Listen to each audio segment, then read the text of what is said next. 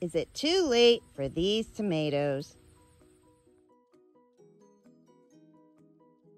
The one thing I like about my garden is that it's nice and neat and orderly. But sometimes life just gets ahead of you. Is it too late to fix some problem tomatoes? Today I'm going to show you how to support your tomatoes by various different types of trellises. And no, it is not too late to fix those tomatoes you currently have. The bulk of my tomato plants are on 10 cattle panels. And those 10 panels have 8 tomato plants on each one. And we even have a soaker hose at the bottom, which helps greatly when we are taking care of them. And they have the shade cloth above. I have an entire video on how to make these cattle panel trellises, and I will attach it at the end of this video. Not only do I sell tomatoes at the farmer's market and my farm stand, but I sell seedlings in the spring. But my seedling sales were way down. It's really hard to judge what's going to sell and what's not. And when that happens, the bulk of them get recycled and I use the soil again. But I hated to toss out those tomatoes. And so I ended up planting about 30 more, and I didn't have any more cattle panels. And so here they lay on the ground. Today's goal is to get these upright, trimmed, and growing again. In the past, my standby was these wooden stakes. They were, I don't know, 7, 8 feet tall, and I found them at the local hardware store. But this year, they are all out. And although I have tons of T-posts, I don't use them to stake my tomatoes to. I have found that when the sun shines on them, they get really hot and it burns my tomato plants. And when I bought some blackberries this year, they had some bamboo stakes in the pot. So right now, I'm using those for my peppers. But what else can you use? I used to use these garden stakes that you can buy at Walmart or Lowe's, but look at this. They are not strong enough for your tomatoes. It's actually wire covered with plastic, and so these always bend, and unless you're getting the real thick ones, they're not going to hold up. PVC pipe, too expensive. Now I know this is going to be only local for me, but one thing I was thrilled to find is these 4-foot broom handles. Yep, you got it. They were at the local feed store for $1 each, and I'm like, hey, they're pretty sturdy. This is what I'm going to use. They actually had a bunch that were stained, and I did not want the stain to go in my ground, so I got the plain wood ones. And along with that, they had these half broomsticks. So I don't know if they sold them for trim or whatever, but these were only $1/4. So today, we are going to trellis our tomatoes. Now, of course, the first concern is that they are too short, and they are, but what is better at this point? We're moving on to August. Do I want my tomatoes all over the ground where they're just going to rot, or at least get them 3 or 4 feet up off the ground? So short is better than none.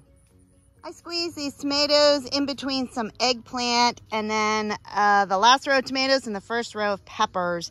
So the holes were already here. I did not have to burn any holes to plant in, which made it even easier. But since I am using woven weave fabric, I definitely want to burn the holes into the fabric so it doesn't fray where the posts are. I trim all the lower leaves off of my tomato plants so that they don't touch the ground. And of course, the ones that I'm staking today, nothing has been trimmed.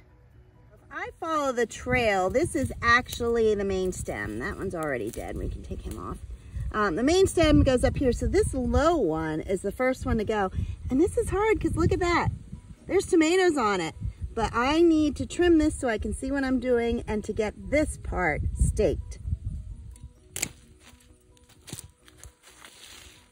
And believe it or not, tomatoes like this will ripen. So I'm going to put those over on my table and they will get fresh and ripe.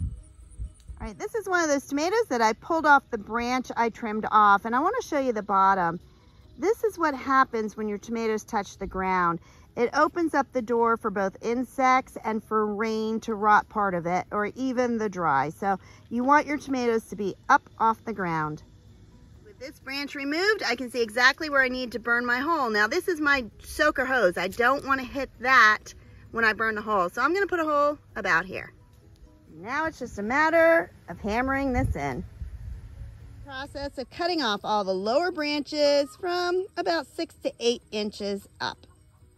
Okay, don't be shocked. He has been trimmed a lot, and you will see that I have him tied to the stake in many places. That's because they haven't grown straight. So I didn't film that. It was hard to hold it and stake it at the same time. Now I want to show you my new addition. This is called the tape tool. I just got it this year. In fact, it was the second one I got. The first one was a piece of junk and a complete waste of money. It kept jamming and I couldn't get it to work. This one works perfect. And I'll try to put it in the links below so that you can see what it was. It's not expensive. But to use this, all you're going to do is go over to your plant and you're going to go with the post and the stem.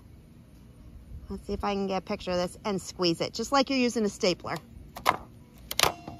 And that's it. And so, as you can see, I've added a lot of those. That is going to straighten out your tomato plant real quick. If you're concerned that I trimmed it too harshly, I want to show you the plant next to it. This one is loaded with tomatoes, and they also were laying on the ground just 1 week ago.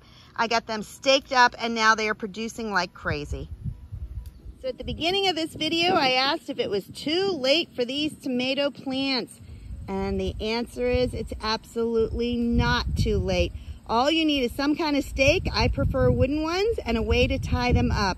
If you don't have the tool that I have, all you need to do is have anything from string to old socks to anything at all, but you want to connect it to your post. And it is a beautiful day here in West Virginia, but it is a hot day. And see all those tubs? That first one there is lavender. The rest of those tubs, I'm going to plant potatoes in this week and get a fall crop. So, as always, it's busy on the homestead. Subscribers ask me all the time, do you need to stake and tie up your tomatoes? For me, I believe that you do. One of the things that's going to stop is disease. And you can see this right here. Every time it rains and it's laying on the ground, you are just building up the opportunity for disease. These are the branches that I cut off, so they are going to go out into the trash, but it also keeps those tomatoes from becoming diseased. So they're not touching the ground anymore. It's going to give it an opportunity to ripen. Has it ever been busy on the homestead? First off, I am 2 weeks away from returning to school with a long list of things I wanted to do over the summer. One of them was to get our greenhouse up.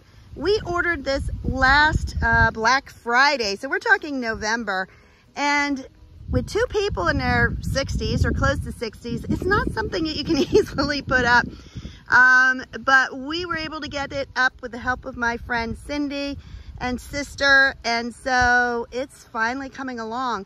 And one of those dreams is to also plant my berry bushes, this is raspberry, around the outside of our greenhouse. So it's just taken a lot of time. Add that to a major drought that we've been having. It's actually now called an extreme drought in West Virginia. And times are tough. We're spending hours just making sure everything is kept alive. And if we weren't busy enough, we decided in the middle of all this to take on a rescue beagle. And this is Lucy.